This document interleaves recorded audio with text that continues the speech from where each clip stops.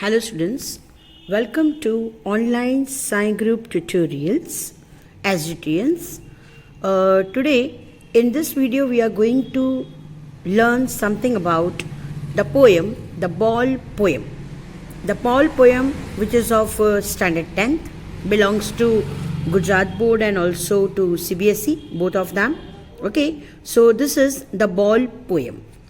ये जो पोएम है ये poem is related to responsibility. ठीक है, जैसे जैसे हम लोग बड़े होते जाते हैं वैसे वैसे हम लोगों के अंदर पोजीशन की रिस्पॉन्सिबिलिटी फील होने लगती है. ओके कि अगर कोई हमारी चीज़ गुम हो जा रही है तो उसका हमको लगता है कि ये कैसे गुम हो गई, because that thing belongs to us. वो पोजीशन हमारा था लेकिन now it is no longer with us because of our carelessness we have lost it. Okay, so in this poem a little boy is there who loses a ball. Now a ball is very cheap thing. Okay, you can buy it a ball from anywhere and at a very low cost. Okay, but यहाँ पे cost doesn't matter. What matter is the responsibility of possession. वो आपकी थी और आपकी carelessness के कारण वो आपसे गुम हो गई. Okay, a ball does not cost much nor is it difficult to buy another ball. Why then is the boy so upset? Okay, now read the poem to see what the poet thinks has been lost and what the boy has to learn from the expression of losing something. Okay, now यहाँ पर ball does not cost anything, जैसे मैंने आपको बताया, लेकिन क्योंकि वो उससे गुम हो गया इसीलिए उसको बहुत फील हो रहा है. Now let's see what is the poem all about. What is the boy now who has lost his ball. What is the boy now मतलब इसका मीनिंग क्या हुआ कि अब उस बच्चे की मेंटल कैपेसिटी कैसी होगी, मतलब मेंटलनेस कैसा होगा, अभी मेंटल थिंकिंग कैसी होगी कि उसका जो है बॉल जो है वो लॉस्ट हो गया है. What is the boy now, वो भी क्या करेगा. ठीक है, what is he to do, I saw it go merrily bouncing down the street and then. Okay, अब वो बच्चा क्या करेगा जिसका बॉल खो गया. तो पोइट कह रहे हैं कि मैंने इस बच्चे को ऑब्जर्व किया कि इसका बॉल जो है वो आराम से ये यहाँ पे खेल रहा था. ओके, अब वो कहाँ खेल रहा है, वो खेल रहा है हार्बर पर. हार्बर मतलब पोर्ट. ठीक है, डॉकयार्ड, बंदरगाह मतलब कोई समुद्र का किनारा हो और वहाँ पे शिप्स वगैरह आती हो. तो जैसे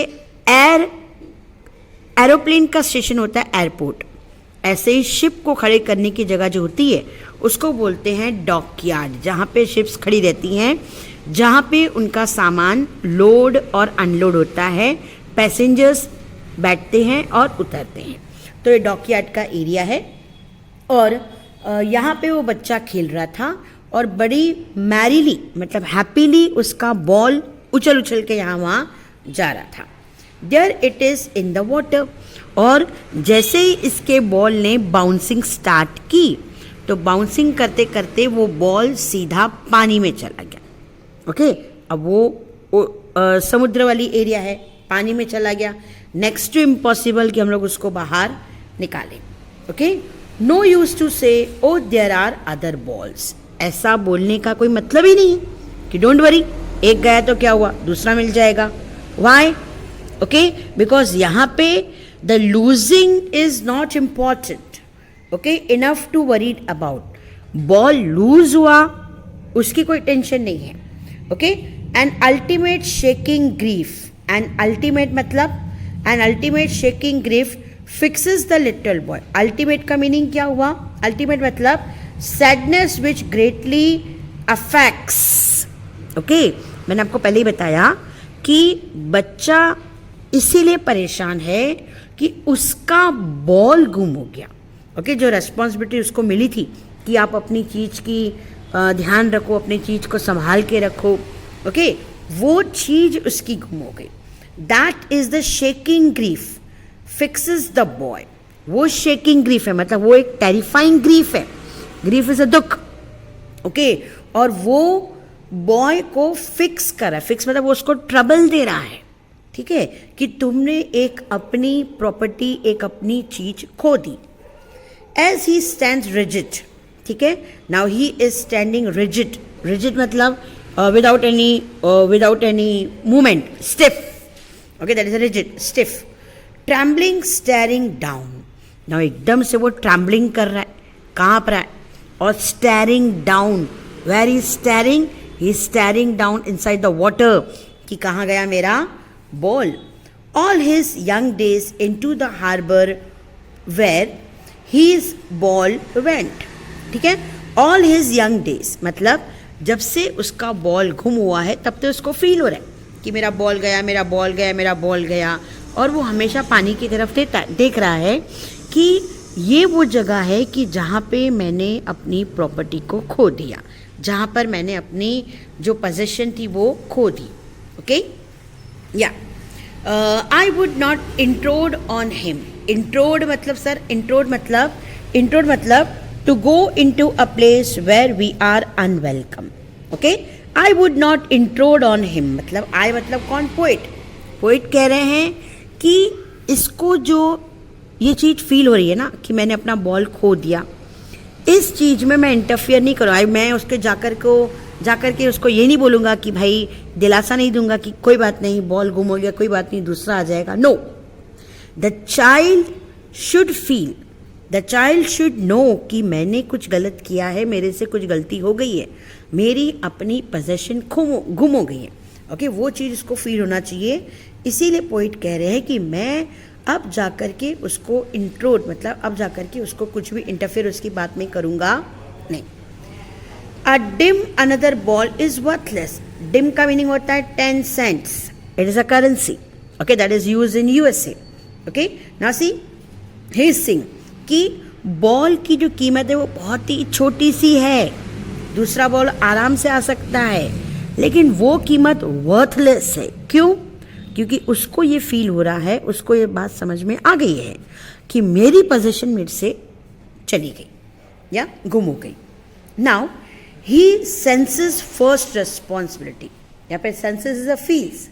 ही is feeling that it is my first responsibility to take care of my ball, and that responsibility is missed by me.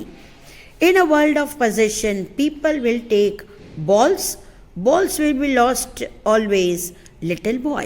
अब देखो सर, यहाँ पे ये कह रहा है कि मेरा in the world of possession में, ये दुनिया में जितनी भी सबकी चीज़ें हैं, ये मेरा है, ये मेरा है, उन चीज़ों में से पहली पोजीशन मेरी बॉल थी और वही मेरे से गुम हो गया.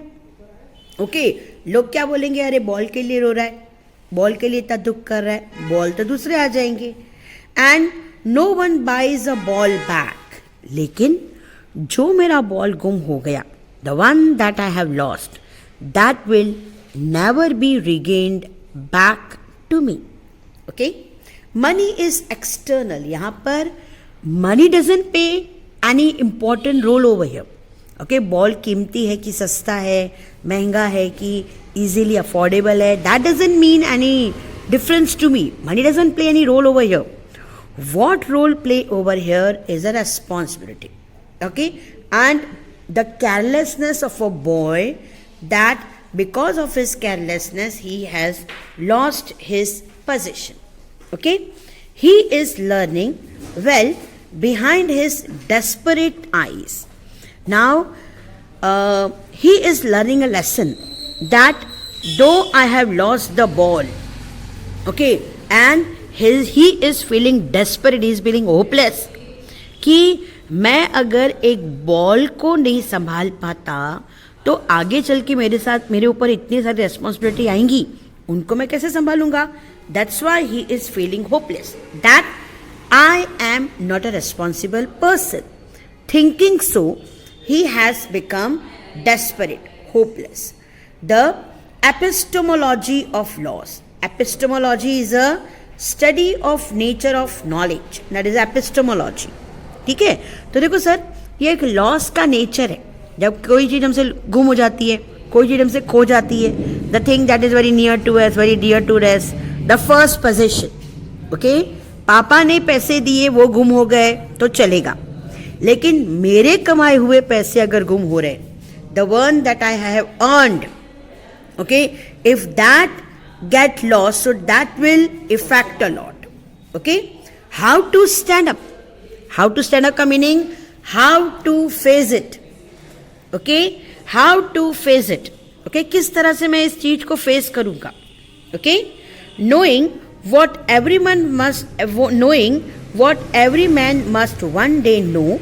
Okay, knowing what every man must one day know.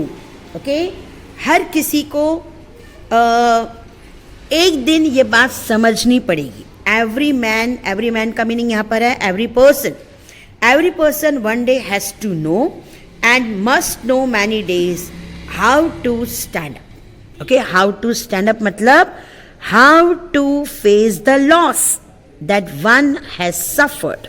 Okay, जो हम लोगों को लॉस हुआ है उसको हम लोग किस तरह से रिकवर करेंगे. Okay, so in this beautiful poem, the ball poem, we have learned, the boy has made us learn the lesson of responsibility. Okay, that till and until we are responsible, we are not going to put our foot into the world of possession. Okay, responsibility होगी तो बहुत सारी चीज़ों को हम लोग सोच संभाल करके हम लोग उसको टेक केयर कर सकते हैं. Now after the explanation of a poem, let's see the figures of speech of the poem. Figures of speech, or what you can say, literary device of the poem, the ball poem. तो let's see that. तो देखो sir, अभी यहाँ पे ball poem में figures of speech हम लोग यहाँ पे देख रहे हैं. या तो उसको फिगर्स ऑफ स्पीच बोल दो, या तो उसको बोल दो आप literary device. Both are one and the same, दोनों एक ही हैं. Now what is the boy now who has lost his ball, what is he to do. Okay, तो इस लाइन में हम लोगों की फिगर्स ऑफ स्पीच रहेगी रिपीटेशन. Why repetition? बिकॉज यहाँ पर what word is repeated to create a poetic effect. Okay, now next is a rhetoric, or you can say interrogative. Okay, या तो रेटोरिक बोल दो या तो उसको इंट्रोगेशन बोल दो. Both are one and the same. Okay, यहाँ पर क्या होता है सर कि question has been asked. Okay, इस लाइन में क्वेश्चन पूछा गया है, लेकिन वो क्वेश्चन का हमको आंसर नहीं देना. It is only return, it is only asked just to create a poetic effect. तो ऐसी फिगर ऑफ स्पीच को हम लोग बोलेंगे रेटोरिक और interrogation. Question has been asked not for an answer but to create a poetic effect. Okay, now यहाँ पर next figure of speech is alliteration, because consonant sound, okay, ध्यान देना sir, consonant sound of WH and B are repeated to create a poetic effect. देखो यहाँ पे WH repeat हुआ, okay, फिर यहाँ पे B रिपीट हुआ, okay, फिर यहाँ पे WH, यहाँ पे WH, यहाँ पे B, यहाँ पे WH. Okay, so that's why our figure of speech is alliteration. ठीक है, अच्छा, उसके बाद नेक्स्ट आता है हमारा एनाफोरा. ध्यान देना sir, very important figures of speech है एनाफोरा. सबसे पहले एनाफोरा क्या होता है मैं आपको बता देती हूँ. एनाफोरा मतलब, एनाफोरा का जो मीनिंग होता है, जो डेफिनेशन होता है, वो होता है देयर इज अ डेलिब्रेट का मीनिंग जानबूझ के, knowingly. There is a deliberate repetition of first part of the sentence to create a poetic effect.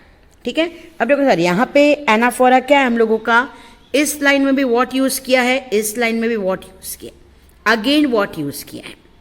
Okay, तो ये जो लाइन हम लोगों का रिपीट होता है ना बार बार, okay, the same word is repeated in the beginning of the first, in the beginning of a line also and in the next line also. But there should be repetition in the beginning only. Okay, so उसको हम लोग बोलेंगे anaphora. ठीक है, there is a deliberate repetition of first part of the sentence to create a poetic effect. Here, at the beginning of a line, what is repeated to create a poetic effect?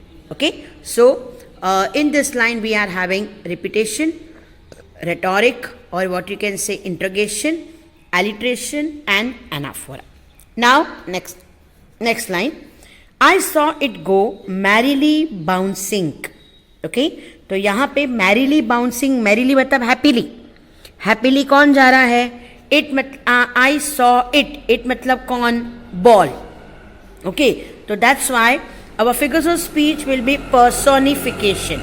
Here ball is personified by giving the human quality of going merrily. ठीक है, यहाँ पे ball is personified. ठीक है, ball खुशी खुशी जा रहा है, happily, merrily it is bouncing and it is going over there. So to be happy, to be in a merry mood, that is a human quality, and this human quality is given to non-living thing, that is ball. So the figures of speech is personification. ठीक है, yeah. Now next one, merrily bouncing down the street and then merrily over there it is in the water. ठीक है, तो पहले merrily bouncing करके street पे चला गया और स्ट्रीट पे जाता जाता ये बॉल चला गया पानी के अंदर. So again the figure of speech is repetition. Okay, why repetition? Because word merrily is repeated to create a poetic effect. Then we are having personification. Why personification? Because ball is personified by giving a human quality of merrily bouncing. Ball हंसता हुआ, खेलता हुआ, मतलब happy होता हुआ वो bouncing करके आगे जा रहा है. Then next will be antithesis. Why antithesis? Antithesis इसीलिए because two opposite words down and over, okay, are used in a line to create a poetic effect. ठीक है, देखो सर यहाँ पे डाउन लिखा हुआ है, यहाँ पे ओवर लिखा हुआ है. ठीक है, okay, so that's why, because these two lines are together. Okay, ये लोग टुगेदर हैं, साथ में हैं, according to poem. Okay, so that's why the figures of speech will be antithesis. Two opposite words are used in a line to create a poetic effect. And again see, यहाँ पे भी merrily है, next line में भी merrily है. That's why it will go for anaphora. Okay, here at the beginning of a line, merrily is repeated to create a poetic effect. Okay, so in this poem, in this line, we are having repetition, personification, antithesis, and anaphora. Now we will go towards the next line of a poem. No use to say, oh, there are other balls. ठीक है, तो देखो sir, no use to से मतलब कहने की कोई ज़रूरत नहीं है कि दूसरे भी तो बॉल हैं.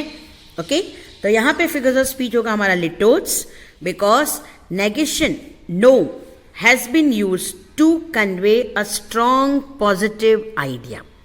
ओके, ऐसा कहने की कोई ज़रूरत नहीं है कि दूसरे भी तो बॉल्स हैं. ओके, ओके, सो यहाँ पर negation has been used to convey a strong positive idea. Okay, that's why it will go for litotes. Now for the next line, an ultimate shaking grief fixes the boy. Okay, अब यहाँ पर ये जो boy है जिसने अपना ball गुम कर दिया, उसका बॉल चला गया पानी के अंदर. Okay, so that is an ultimate shaking grief. Okay, उसके जैसा दुख इसको अभी तक हुआ नहीं. He is completely shaking over there, trembling over there, कि ये क्या हो गया, because his only position has been lost. Okay, तो देखो सर, बॉल तो बहुत छोटी सी चीज है और छोटी सी चीज के लिए इतना सारा अफसोस करना. That's why the figure of speech is hyperbole. Okay, hyperbole मैं आपको बोलती हूँ, इट इज अ बढ़ा चढ़ा के बोल. ठीक है, okay, there is an exaggeration in describing how grieved और how sad the boy is on losing a ball. That's why the figure of speech is hyperbole. Okay, now after that next is a personification, because grief is given the human ability of fixing. ठीक है, shaking grief fixes. Okay, actually में fix कौन हो गया? boy. लेकिन हम लोग क्या बोल रहे हैं? grief fix हो गया. Okay, that's why it will go for personification. Now after this we have a next figure of speech, and that will be as he stands rigid, trembling, staring down. Okay, so यहाँ पे as he stand rigid. Okay, rigid मैंने आपको बताया था. Okay, कि rigid मतलब बिल्कुल ऐसे एक जगह पे जिद करके खड़ा हुआ है. ट्रैम्बलिंग, स्टेरिंग डाउन, एकदम से नीचे ट्रैम्बल करते हुए नीचे, staring down, he is looking towards the water. यहाँ पे डाउन क्या है? Water. So the figures of speech is oxymoron. Why oxymoron? Because the opposite ideas. Oxymoron देखो, एंटीथेसिस का मीनिंग क्या होता है? Two opposite words are used in a line to create a poetic effect. And oxymoron में two opposite words are used together, साथ में use होते हैं. ठीक है, तो देखो सर, यहाँ पे the opposite ideas of rigidity. Rigidity मतलब विदाउट मूवमेंट, एंड ट्रैम्बलिंग. एक साइड आप बोल रहे हो रिजिडिटी मतलब मूवमेंट नहीं है, एक साइड आप बोल रहे हैं ट्रैम्बलिंग, तो ट्रैम्बलिंग में तो पूरा मूवमेंट आएगा. Okay, with uncontrolled movement. Trembling में तो पूरा पर्सन शेक होता है. ठीक है, तो यहाँ पे एक रिजिडिटी और trembling both are use together. Okay, are used next to each other to create a poetic effect, and that's why it will be oxymoron. ठीक है. Now next will be our climax. Now climax में क्या होता है? Climax में ऐसा होता है, the boy's reaction of the loss of his ball are arranged in ascending order. पहले वो stand कर रहा है, फिर वो rigid कर रहा है, फिर एकदम से trembling कर रहा है, फिर staring down कर रहा है. So that's why these all actions are arranged in an ascending order. That's why it will go for climax. Now next one. All these young days into the harbor where his ball went. Okay? All his young days into the harbor where his ball went. यहाँ पे figures of speech हम लोगों का रहेगा metonymy. Metonymy का meaning क्या होता है? Whole is used for part. Okay, whole is used for part. Okay, here young days. Young days मतलब when the boy was young. Okay, तो young days में तो बहुत सारे इंसिडेंट हो जाते हैं. ठीक है, लेकिन यहाँ पे whole is used for part. Okay, boy की लाइफ में बहुत सारे यंग डेज आए, लेकिन हम लोग पर्टिकुलर एक वन डे की बात कर रहे हैं जिस दिन उसका बॉल गुम हुआ. Okay, whole is used for part. Here, young days represent the boy's life. ठीक है, बॉय की लाइफ का एक particular day that is represent over here. Now next is a personification. Okay, here days have been given the human attribute.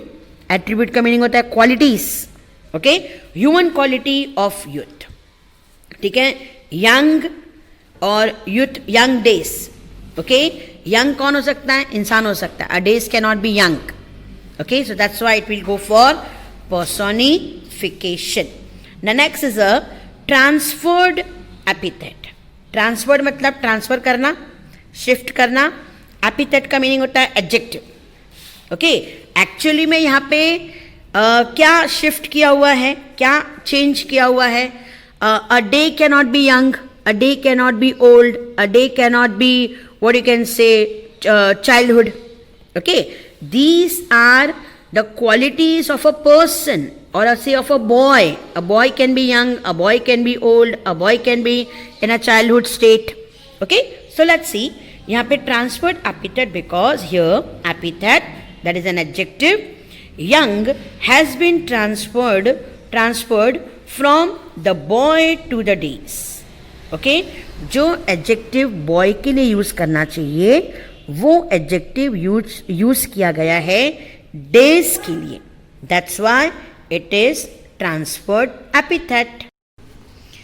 Now after this the next figures of speech in the next line will be I would not intrude on him.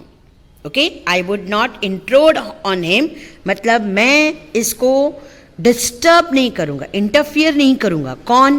Poet. किसको interfere नहीं करेंगे? वो disturb नहीं करेंगे. वो disturb नहीं करेंगे boy को जिसने अपना ओनली पोजीशन खो दिया है. ओके, तो यहाँ पर I would not intrude on him This figures of speech is a litotes. Here, negation is used to convey a strong positive idea. ठीक है, पोएट ये कहना चाहते हैं कि मैं उसको अपने हाल पे छोड़ना चाहता हूँ. Okay, I want to leave him on his own situation. He will recover. Okay, I will not give him any consolation कि भाई okay ठीक है हो जाएगा वापस मिल जाएगा ना, उसको अपने आप रिकवर होने दो. Okay, that's why he is using this line, and because the negation is used to create a positive idea, that's why the figures of speech is litotes. Now next one, a dim another ball is worthless. ठीक है, अब देखो sir यहाँ पे अ dim मैंने आपको पहले ही बताया कि dim is a very small currency. ठीक है, जिससे कुछ नहीं, मतलब कौड़ी बोलते हैं जैसे ऐसा. ओके, वन टाइप ऑफ कौड़ी. ओके, कौड़ी is a worthless. Okay, so यहाँ पे figures of speech will B hyperbole. Why hyperbole? Because the worthiness of another ball is neglected. है ना, यहाँ पे दूसरे बॉल का इंपॉर्टेंस दिया ही नहीं गया है. ठीक है, उन्होंने कहा दूसरा बॉल, अरे एक जो चला गया उसकी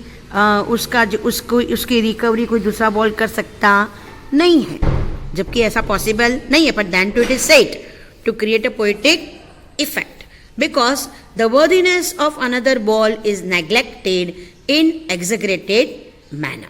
the next is an antithesis. Why antithesis?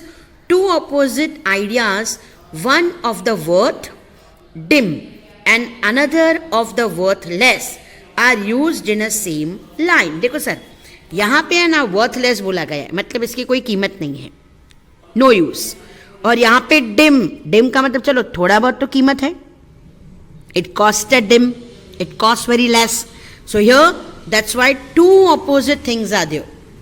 Okay, एक dim है और एक है worthless. That's why the figures of speech will be antithesis. Now next one. Now he senses first responsibility in the world of possession.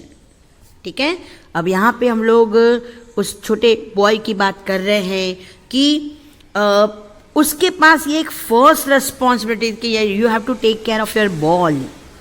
Okay, और जो है ये उसकी पहली रेस्पॉन्सिबिलिटी. ओके, तो देखो सर, एपिग्राम, तो फिगर ऑफ स्पीच होगा epigram. Why epigram? Here profound truth is taught with a loss of simple ball. Epigram में क्या होता है? एपिग्राम में पोएट जो लाइन्स यूज करते हैं ना, उस लाइन के through the poet want to teach us many things but in a very simple way. ठीक है, यहाँ पे जो इम्पॉर्टेंट बात है, इम्पॉर्टेंट ट्रुथ है ना, कि बॉल, अब देखो बॉल की तो कोई कीमत नहीं है, 1 या 10 बॉल आ जाएंगे, कोई बड़ी बात नहीं है, लेकिन वो एक पोजीशन चली गई, वो बड़ी बात है. That's why epigram, here profound truth is taught with the loss of simple ball.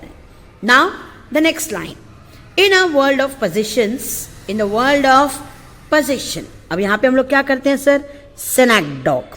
Why synecdoche? Because here world represent people of the world who love their possession. यहाँ पे दुनिया के पास बहुत कुछ है ऐसा नहीं, दुनिया के लोगों की पोजीशन, दुनिया में जो रह रहे हैं ना, क्योंकि दुनिया क्या करेगी, दुनिया तो हमने बनाई, भगवान ने बनाई, और उसमें सारी चीज़ें हमारी है, घर हमारा, दुकान हमारा, मकान हमारा, then what you can say land हमारी, नदी हमारी. ठीक है, तो ये सब क्या है? हम लोगों के पोजीशंस. ओके, तो यहाँ पे वर्ल्ड किसको रिप्रेजेंट करता है? देखो सिनेक्डॉक में क्या आएगा? A part is use for whole. Okay, so यहाँ पे वर्ल्ड किसको रिप्रेजेंट करेगा? ऑल द पीपल को. That's why it is synecdoche. Now next one, people will take balls will be lost always little boy. ठीक है, अब people will take balls will be lost always little boy. ध्यान देना, अब यहाँ पे figures of speech कौन कौन से आएंगे? तो मैटरनोमी. व्हाई? बिकॉज यहाँ पे here ball represents all the prized position. ठीक है, यहाँ पे बॉल का मीनिंग है हमारा जो पोजीशन था उसका, prized position. Okay, now other than that यहाँ पे एक दूसरे फिगर्स ऑफ स्पीच यूज किया है and that is a repetition. Repetition में क्या होता है? Word ball is repeated to create a poetic effect. उसके बाद apostrophe. Why apostrophe? Because here little boy who is not present at the place where the poet is, that little boy is addressed. ठीक है. apostrophe में क्या होता है sir? apostrophe में जो भी नॉन लिविंग थिंग्स होते हैं, जो भी डेड पर्सन होते हैं, या जो भी एब्सेंट पर्सन होते हैं, जो वहाँ पे प्रेजेंट नहीं है, उनको अगर हम लोग एड्रेस करते हैं तो that will go for apostrophe. यहाँ पे वो लिटिल बॉय जो उस टाइम पे प्रेजेंट नहीं है, पोएट उसको एड्रेस कर रहे हैं. That's why the figures of speech will be apostrophe. Okay. Now and no one buys a ball back. तो सर यहाँ पर फिगर्स ऑफ स्पीच आएगा सर एलिट्रेशन, बिकॉज यहाँ पर consonant sound B is repeated to create a poetic effect. Boy buys ball back. Buys ball back. That's why it will go for alliteration. Okay. Now see after one next one. He is learning well behind his desperate eyes the epistemology of laws. ठीक है. तो sir यहाँ पे इस line में हम लोगों की फिगर्स ऑफ स्पीच आएगी synecdoche. Why synecdoche? बिकॉज यहाँ पे वर्ड आईज, किसकी आईज? बॉय की. A part is use for whole. Eye क्या है? Eye represent the whole boy. Eyes ही देख रही हैं, बॉय देख रहा है. ठीक है. बॉय देख रहा है, वो समझ रहा है. He is understanding the epistemology, the nature of loss. कितना नुकसान मेरा हो गया. Then there will be a transferred epithet. Okay, transferred is a change, shift. Epithet is an adjective. Okay, यहाँ पे epithet क्या change हुआ? Desperate eyes. Can eyes be desperate? Desperate मतलब hopeless. They can't be. Who is desperate? Boy is desperate, not the eyes. Okay, so that's why it will go for transferred epithet. How to stand up? कैसे वापस से खड़े हों? So that will go for metonymy. Because यहाँ पे stand up actually represent facing up one's loss और the problem. ठीक है. टू स्टैंड अप करना मतलब फाइट आउट करना, स्ट्रगल आउट करना. अपने लॉस को हम लोग कैसे वापस से भरपाई करें, किस तरह से हम लोग उसको रिकवर करें, that they want to say. That's why the figures of speech will go metonymy. Now next one. Knowing what every man must one day know and most know many days how to stand up. ठीक है. तो यहाँ पे figures of speech आएगा alliteration, because यहाँ पर consonant sound M is repeated. Okay. Consonant sound M. Okay. ये सारा एम यहाँ पर रिपीटेड है. Okay. These Ms are repeated to create a poetic effect. Okay. Poetic effect को क्रिएट करने के लिए these m are repeated to create a poetic effect. Okay. Now next figures of speech will be metonymy. ठीक है. कैसे metonymy? देखो metonymy का मीनिंग क्या होगा? The words every man actually represents all the people in the whole world. Okay. Every man किसको represent करता है? Each and every person in the whole world. That's why it will go for metonymy. Now next comes is a repetition. Why repetition? Because word no is repeated to create a poetic effect. Okay. So these all are the figures of speech or literary device of the poem The Ball. Thank you.